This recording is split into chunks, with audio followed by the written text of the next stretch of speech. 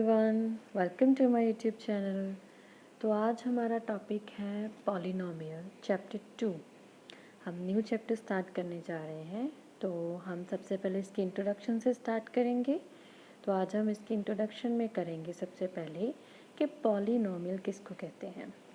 देखो, पॉलिनोमियल में जो वेरिएबल की पावर होती है, पावर ऑफ वेरिएबल, वो क्या होनी चाहिए? वो होनी चाहिए होल नंबर। ठीक है जी, आपने इस चीज़ का ध्यान रखना है। देखो, वेरिएबल्स क्या होते हैं? वेरिएबल्स आपके सारे अल्फ़ाबेट्स हो गए, लेटर्स हो गए, वो होते हैं, मतलब कि जिनकी न्यूमेरिकल वैल्यू चेंज होती रहती है। तो वेरिएबल की पावर होल नंबर होनी चाहिए, ना फ्रैक्शन में होनी चाहिए पावर, ना ही नेगेटिव होनी चाहिए। जैसे कि मैं आपको एग्जांपल देती हूँ। फॉर एग्जांपल मैंने ये लिखा 2x² + 5। ये क्या है? पॉलिनोमियल इन x है। आपने साथ में वेरिएबल भी बता देना है। और आगे मैंने लिख दिया, जैसे मैंने लिख दिया 3y + 5 लिख दिया। ये क्या है? पॉलिनोमियल है, और ये पॉलिनोमियल इन y है। आप इसको ऐसे लिख सकते हो, p(y). ठीक है जी, यहाँ इक्वल्स टू। तो यहाँ पर देखो y की पावर क्या आ रही है? 1। 1 इज़ अ होल नंबर।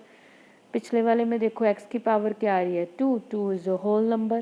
ठीक है, अगर मैं अकेला नंबर लूँ तो इसको क्या कहोगे? इसको कहोगे कांस्टेंट पॉलिनोमियल। ठीक है, इसमें वेरिएबल की पावर कैसे चेक होगी? इसमें ये देखो, सपोज मैं मान लेती हूँ यहाँ पे वेरिएबल x है, तो उसकी पावर हम यहाँ पे क्या लिखेंगे? 0 लिखेंगे। ठीक है, तो इसको हम कांस्टेंट पॉलिनोमियल कहते हैं। ये लिखो x⁻0 या ना लिखो, आप इसको कांस्टेंट पॉलिनोमियल कहोगे। और अगर सिर्फ 0 आ जाए तो आप उसको क्या कहोगे? 0 पॉलिनोमियल कहोगे। ठीक है, अब देखो, अगर मैं इस तरह से स्टेटमेंट लिख रही हूँ 3√x + 5। अब देखो, आपके पास वेरिएबल की पावर क्या है? अंडर का मतलब क्या होता है? 1/2, मतलब पावर फ्रैक्शन में आ गई, होल नंबर नहीं है, तो आप इसको पॉलिनोमियल नहीं कहोगे। ठीक है, इसी तरह से अगर पावर आपकी नेगेटिव हो गई तब भी आप उसको वेरिएबल नहीं कहोगे। ठीक है जी, उसके बाद देखो, अब मैं आपको बताऊंगी कि टर्म्स क्या होती हैं। टर्म्स देखो, आपके पास जैसे कि अभी आपने पीछे पॉलिनोमियल लिखी थी, कोई भी लिख लेते हैं हम, 2x² + 5 लिख लेते हैं। तो टर्म्स कैसे होती हैं? सपोज़ मैंने इसके साथ 5x - 7 लिख दिया, ऐसे लिख दी ये पॉलिनोमियल। ठीक है, पॉलिनोमियल इन x। तो टर्म्स कैसे लिखनी है? टर्म्स जितने आपके साइन होते हैं उससे डिफाइन होती हैं। ठीक है, यहाँ पे 2 साइन आ रहे हैं तो वहाँ से ही आपकी टर्म स्टार्ट हो जाती है। तो पहली टर्म इसमें कितनी है? कौन सी है? 2x² है, दूसरी 5x है, तीसरी -7 है। माइनस रूल लगाना है। ठीक है, तो आप ये याद रखना, जितने आपके पास साइन है उससे एक ज़्यादा टर्म होती है। 2 साइन आ रहे हैं तो टर्म्स कितनी बन रही हैं? 3। एक साइन होगा तो टर्म्स कितनी बनेंगी? 2। ठीक है, वेरिएबल मैंने आपको बता दिया। आगे देखो, कोफिशिएंट क्या होता है? कोफिशिएंट होता है वेरिएबल के साथ मल्टीप्लाई होने वाला जो नंबर होता है। सपोज़ मैंने आपको 5x में से, इसमें से मैं पूछ रही हूँ x का कोफिशिएंट बताओ, तो ये देखो, वेरिएबल इसमें x है, इसके साथ क्या मल्टीप्लाई हो रहा है? 5, तो इट मीन्स 5 इसका कोफिशिएंट है। सपोज़ मैं अकेले y का कोफिशिएंट पूछती हूँ, तो y के साथ क्या मल्टीप्लाई हो रहा है? अगर कुछ नहीं तो इट मीन्स 1 है, तो आप यहाँ पे कोफिशिएंट क्या बोलोगे? 1 बोलोगे। ठीक है जी, देन उसके बाद अब हम करेंगे डिग्री। डिग्री ऑफ पॉलिनोमियल क्या होती है? डिग्री होती है पॉलिनोमियल में highest power of the variable. ठीक है, आपने ये याद रखना है, वेरिएबल की हाईएस्ट पावर। ठीक है, अब जैसे कि मैं आपको एक एग्जांपल दे देती हूँ, 5x⁻6 + 7x⁻4 + 3।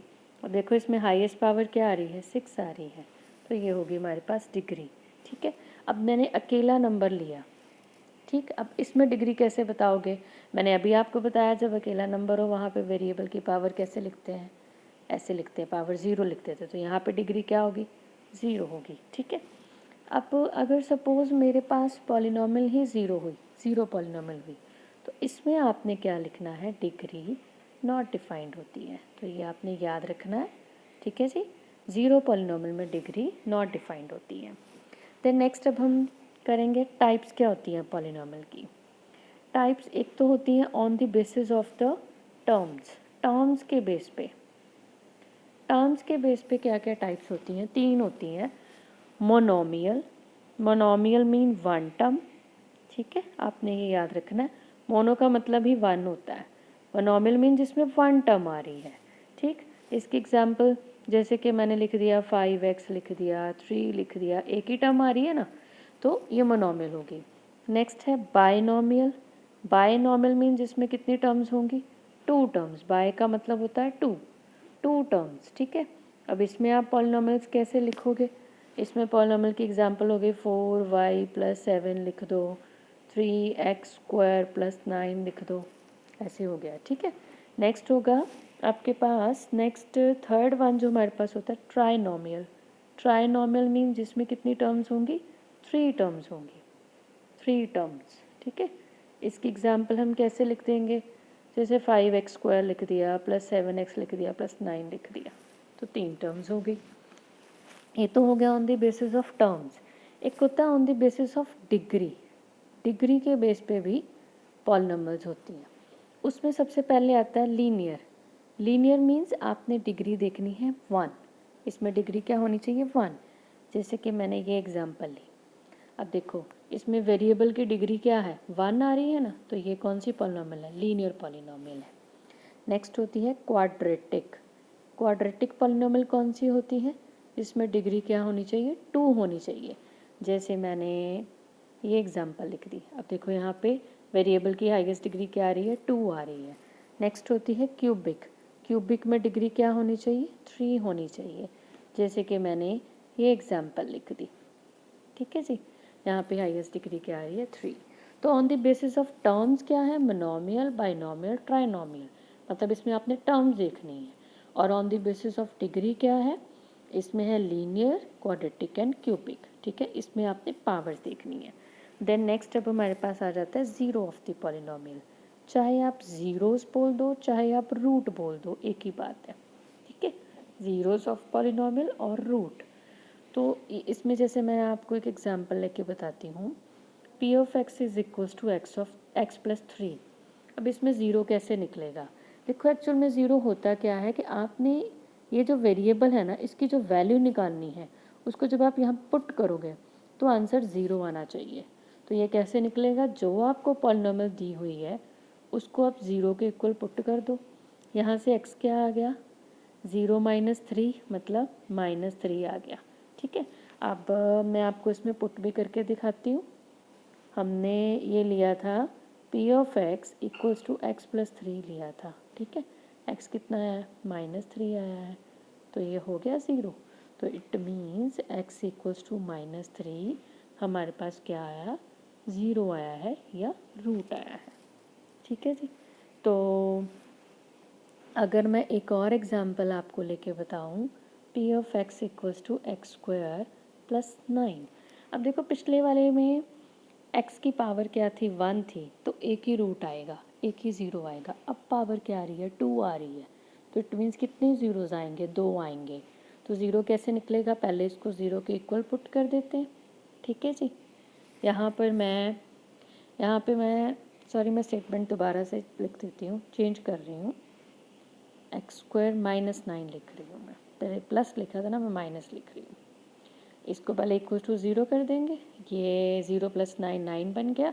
देन नेक्स्ट हमारे पास क्या बन गया? स्क्वायर का ये स्क्वायर रूट हो गया इधर आके। और जब भी आपके पास स्क्वायर रूट हो तो आपने ±2 टर्म्स में आंसर देना होता है। तो अब देख लो इसमें कितने आपके पास ज़ीरोज़ आ गए? 2 ज़ीरोज़ आ गए, ठीक है। अगर आपके पास हाईएस्ट पावर 3 होगी तो कितने ज़ीरोज़ निकलेंगे? 3 ज़ीरोज़ निकलेंगे, ठीक है। और पॉलिनोमियल अभी तक आपने क्या किया? एक टर्म में हो गई। In more than one variable, more than one variable, अगर वन वेरिएबल से ज़्यादा आपके पास पॉलिनोमियल हो, उसको कैसे लिखा जाएगा? उसको कैसे लिखा जाएगा? जैसे मैं इसमें तो एग्जाम्पल ही दे सकती हूँ। देखो मैंने एक पहले x में लिख लिया, फिर नंबर मैंने नेक्स्ट टर्म जो लिखी y में लिख दी, फिर मैंने z में लिख दी, फिर मैंने कांस्टेंट ले लिया। अब देखो यहाँ पे वेरिएबल्स क्या हैं? एक वेरिएबल तो नहीं आ रहा ना, तो इसको पॉलिनोमियल इन वन वेरिएबल नहीं बोलेंगे, इसको पॉलिनोमियल इन मोर देन वन वेरिएबल बोल देंगे, ठीक है जी। तो अब इंट्रोडक्शन में हम इतना ही करेंगे, ठीक है। तो नेक्स्ट वीडियो में अब हम एक्सरसाइज स्टार्ट करेंगे। आपको मेरा कंटेंट अच्छा लगे तो मेरी वीडियो लाइक और सब्सक्राइब कर दीजिएगा। Thank you so much.